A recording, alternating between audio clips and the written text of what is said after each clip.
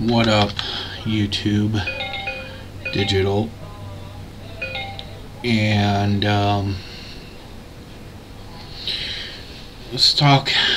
Well, first off, yesterday did a video on FCC, and yeah, I was a little out there, and I'll admit that not every ham guy is like that, but it's one of those things where even if there's one of them in your town, oh god, and people who've had to deal with FCC before know exactly what I'm talking about. It's just yeah. But let's move it on here. And let's talk about radios for emergency circumstances.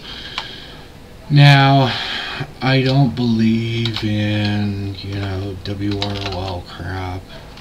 I have enough things to worry about than worrying about some stuff that has a likelihood of my dog catching human AIDS. I don't know. What I will, and there's a lot of things going around and everything else. There's a lot of stuff that I hear about radios on here that are not true. I've heard people talk about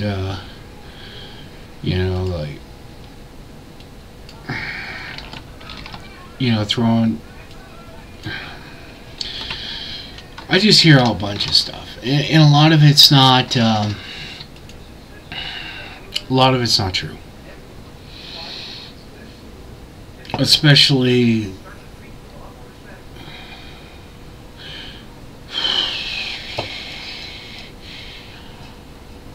I don't even want to get into it. Damn it! It sucks because the stuff that you hear in modern military and stuff like that, if the attack was going to happen,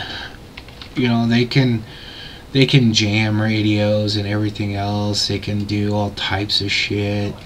They don't need a nuclear missile to do an EMP. Just all types of crap. And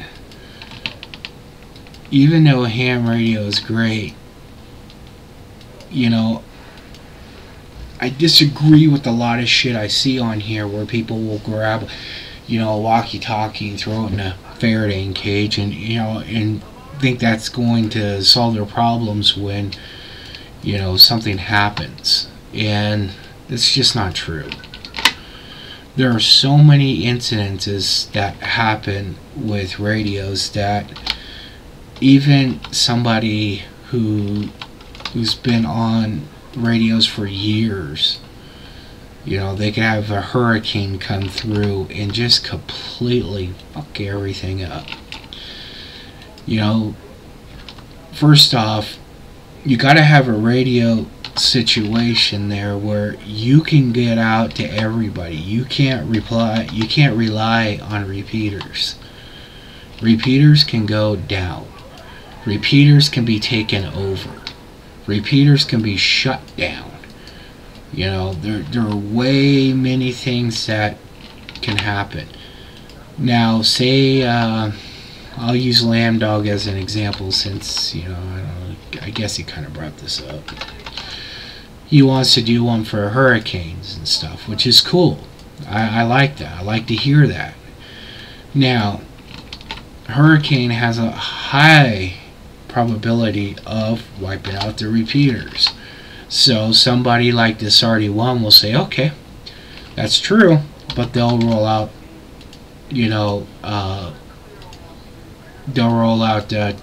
temporary emergency ones, which is true.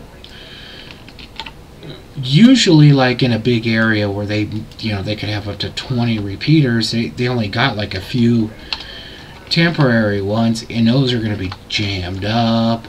You might get told not to talk on them because of all the bullshit going on.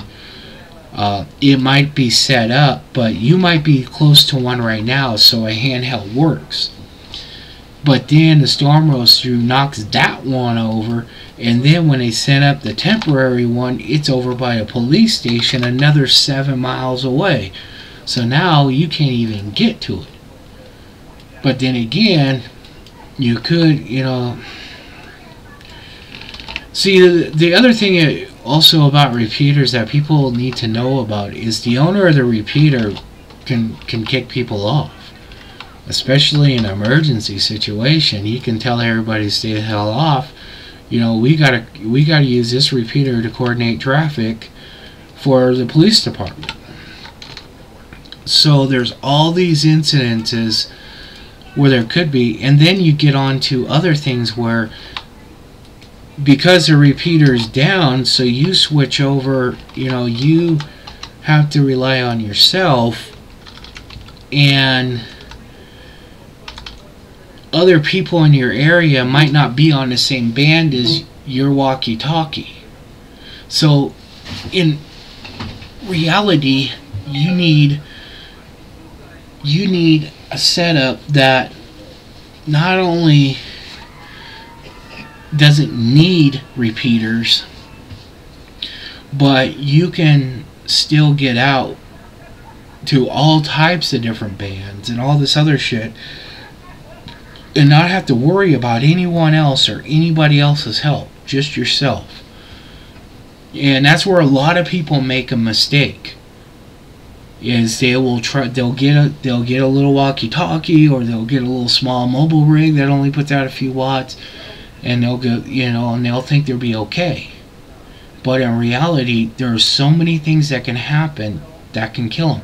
Here's another scenario: a hurricane goes over, knocks out the repeaters. On top of that, hurricanes are well known for knocking over trees, screwing up power lines. So say you got a power line that isn't down. Okay, shit. Piece of paper would be nice here. Okay, imaginary power line right here. Okay, there's a pull, and a pull. Okay, so we got 3 pulls. Tree comes down, knocks the power line over. So from here to here, the power line is still connected. There's a breaker on this one, so the breaker shuts here. From here on is dead, but from here back is live. But now, because of the tension and everything of that tree falling down, and all of them kind of shifted a little bit, and everything else, there's some connection issues right there, and it could be throwing static on your radio. Okay, so now you got this little tiny radio, and you're getting a shit ton of static, and you're going, you piece of shit, and you're trying to key up and talk to people, but your radio is getting all fucked up because of the static and everything else, and you don't got a lot of power. Then you go inside and you grab your mic, your desk mic, and you key up your big radio, turn on all the fucking amps, and just start talking. There are a lot of things that can happen, and one of the biggest things is you gotta be prepared in this department. If you want to go there, you gotta start, getting in. Now, there was another misconception that, like, right now, if I had ultimate money, I'd want the ICOM IC 9100 or some, big dog radio like that. But for new guys, you can get a radio from the 70s that does a lot of what the ICOM does, the IC 9100 does today, except minus a lot of that fancy shit. It might not have the fancy LCD screen, it might not have the fancy GPS crap, but it does all the bands, it does all the power, it's clean. That's what you want. And so you can't afford the $3,500 new big bad boy, but you can afford the $500 one from the 70s that physically does all the bands. And a band is a set of frequencies, like you're on your FM stereo, 84, 85 to 108. That's a band. And if you look up the FCC band chart, there's just tons of them. So you need to be prepared with a radio that can do 2 meter. Because what if everybody goes to 1011? There's a reason why they can go down to 1011, because not only will they have more people on CB, it's 1011, they can run amps. They have the lower frequency can go through walls and shit better than higher frequency. That's why, like, cell phones have little tiny antennas, but like those old 49 megahertz walkie-talkies has a bigger one. It's the whole wavelength and everything else. The newer stuff, the 2.4 gigahertz is like do do do do do do do do do do, and a 26 megahertz CB is like just a big, powerful, fucking punching deal. So a lot of people might go down lower in the megahertz and boost up power to get through all this bullshit that's around them. Plus, some of the high arcing could be up there in a higher megahertz, but be cleaner down below, so they get down there. So it's good to have a radio that not only does 2 meter, 160 centimeter or whatever that other one is, but you need one that also goes down to 1011. You most likely won't get 11 without modifications, but that's fine. Most of them are already modified. And you want good amps. You want good bass antennas. You want good coax. Please do not buy Radio Shack.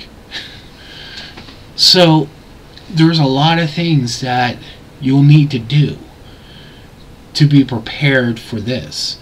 And if you have a rig, say you have a good Yaesu, Kenwood, ICOM from the 70s, 80s that does all those bands, you could be relaying messages you hear from 1011 on your scanner and relaying them back to incident command on 2.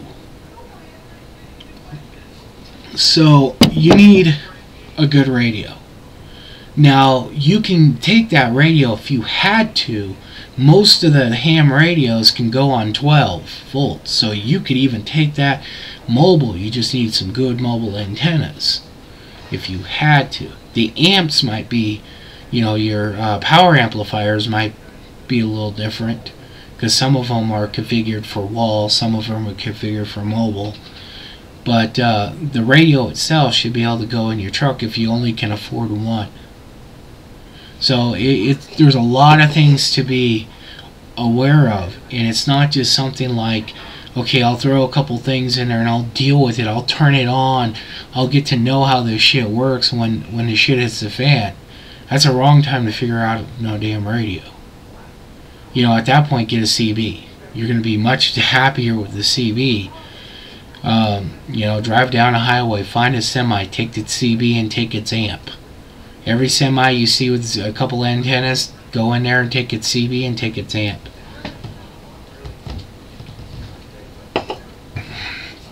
The other thing people need to be aware of is antenna theory. Now, this is something that newer hams and newer CBers are going to have a little bit of a trouble with. You can buy over-the-counter antennas, so it's not like you have to build one right now. When you have a radio that receives, you can use a coat hanger, you can use whatever. It will work or it just won't work. But when you transmit, your antenna has to be tuned to the transmitter in your radio. If it's not tuned, if the SWRs are too high, you will pop your transmitting chip. And then your radio is junk until either you can repair it or you have to send it off to a tech. So that's not something you need in WROL or whatever. So you need to know how to, tune an antenna properly. You need to know how to make a dipole if you absolutely had to. They're not that hard. A dipole's pretty easy. It's all about measurements on a dipole. And that's, and antennas are different. For like I had a 5/8 wave. One wave is one sine wave. So a 30 megahertz could be, I think at 26 whatever megahertz, the wave height is like 50 feet or so, 60 feet, I can't remember off the top of my head. But I had a 5/8 wave, so it was 5/8 the distance between a full wave. Usually you buy antennas in quarter, half, and 5/8, and then full waves. No, usually don't get a full wave. But my antenna was over 30 feet tall. So your antenna for a 2 meter or 2 meter one is going to be much smaller. So they're a lot easier to do. A 2.4 gigahertz can be like that. So there's a lot of difference. So that's the difference between all of that hoopla shit. So there's some hard stuff there's some semi-hard stuff, but most of the stuff is easy. Now, I would recommend, if you are going straight into ham, that you start with a good scanner first. Go to radio reference, see if your area, here's the biggest things that you need. First off, good, okay, this is a BC 780 XLT. This is an older unit. It works in non-digital environments good. Now, you're going to need a few things here. You go to radioreference.com, and it should help you figure out in your area what type of radio you'll need. You'll either need trunking. In some areas, you can just get away with a regular, just a regular scanner. In most larger areas like Reno, bigger cities, you need trunking capability. The cops and ambulances and all that shit's on trunking. So the radio like this, you'll say, where does it say? Trunk tracker. Okay. BCT8 is a good cheaper one. Unit in BCT8 used, you can get them about 50, 75 bucks. New, about 100 to 125. Play on eBay. This one here is a special one. I won't tell you how much. The normal BC 780 thing's about 100 to 200. But some areas, newer areas, New York, stuff like that, needs digital trunking. And you can get like a BC 796 with a digital card in the back. It's a little slot, and you have to plug in a special digital decoder. I think a BCT 15 has a slot for the digital decoder. The digital decoder, I think it's called an APC 50 or something like that. Can't remember at the top of my head. BC 996 has it built in. There's a couple of handhelds that have it built in. I would never buy a handheld unless I was a thief.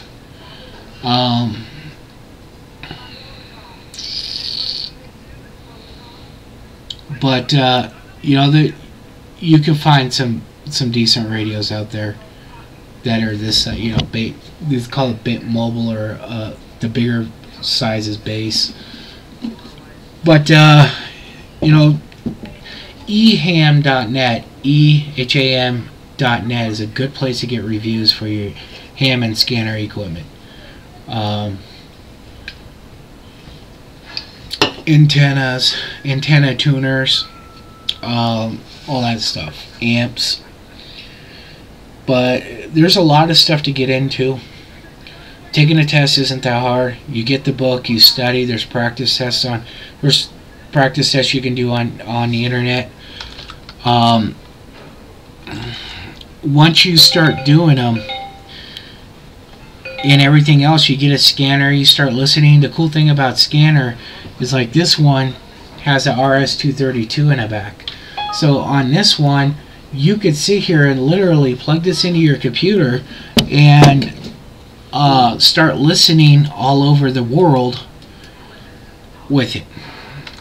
Or not all over the world, I'm sorry, all over your area, and you can log it on a special program and track scanner things that you found. So you can point your antenna one way, scan throughout the night, go to bed, wake up, and it'll show you every channel that's got a hit, so you can find stuff that people don't know about. I love doing that with my scanner. That's one of the funnest things that I do with it. Other things you could do is you can record to your computer. You can put your scanner online for other people to hear. There's a lot of shit you can do. So I would get one that can hook up to your computer, because that's a plus. Plus, a lot of these are a bitch to program, especially the BCT15, the BC996 and stuff like that, so you need the software. And Radio Reference offers, if you pay like $5 a year or a month or whatever, I think it's like $10 a year, you can buy an account and you can download all the frequencies that will go into your program for your radio, and then program in here. It makes it a snap for new users. So that's a cool thing. That's a lot in like one video, but don't think you're just gonna grab like one or two things and WROL it. If something major happened, you're gonna need equipment. Okay, a lot of it can be mobile. Okay, you're gonna need, like if I lived in a hurricane area, I would have some marine batteries. I would probably have 10 of them, or I would probably do 6 volt 8 volt Trojans and marry them and do series and parallel to keep the voltage up in case I have to run an inverter. Inverters usually cut off just at 12 volts. So if you do Trojan 6 and 8 volt golf cart batteries, each one of them is the size of a normal marine, but one is 6 volt and the other one's 8. You get up to 14, you keep up the voltage longer before it drops off. So these are tricks that radio guys use. You can hook them up directly to a generator if you have enough power. The problem is if you don't have a clean enough generator, you don't want to hook up electronics to it unless you buy a very good generator. And it's not just buying a Honda, it's buying one with a very clean inverter in it. A dirty inverter, if the voltage goes up and down and anything happens, you can fry your shit. Really, to me, I would use a generator, then I'd use an UPS for a computer to help clean it up even more before it came into my radio or computer. So anywho, it's a lot, but this is the type of stuff to really think about if you want radio communications when shit hits the fan or WROL breaks out or anything else. It's not just as easy as grabbing something, throwing it in a Faraday cage or a bag and expect it to work. A radio guy might be able to, but if you don't know what you're doing, it's pointless. I mean, it might work. The likelihood is very small. So, anywho, peace.